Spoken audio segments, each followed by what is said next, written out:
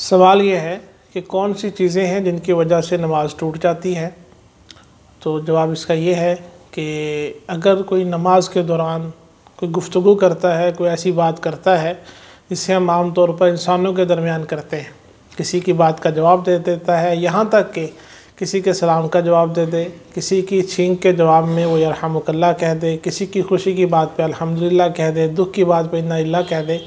تو ان تمام صورتوں میں اس کی نماز جو ہے وہ ختم ہو جائے گی۔ اور اگر وہ تکلیف کی وجہ سے کراہتا ہے اور اس کراہنے میں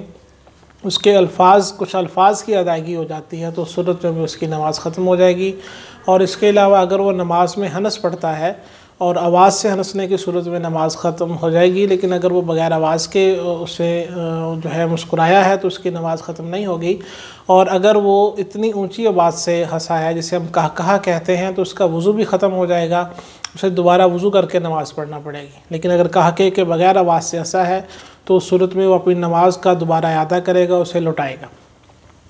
تیسری چیز یہ ہے کہ اگر نماز پڑھتے ہوئے وہ کسی ایسے عمل میں مشغول ہو جائے، اس طرح اپنے ہاتھوں کو یا حرکت دے کہ دیکھنے والے کو یہ محسوس ہو کہ یہ شخص نماز میں نہیں ہے، اس کو اس بات کا یقین ہو جائے تو اس کی نماز ختم ہو جائے گی۔ اور اگر وہ اس طرح ایک ہاتھ سے حرکت کر رہا ہے، وہ کھجا رہا ہے اپنے جسم کو کہ دیکھنے والے کو یہی لگ رہا ہے کہ یہ شخص نماز میں ہے تو اس کی نماز ختم نہیں ہوگی۔ واللہ اعلم بالصواب۔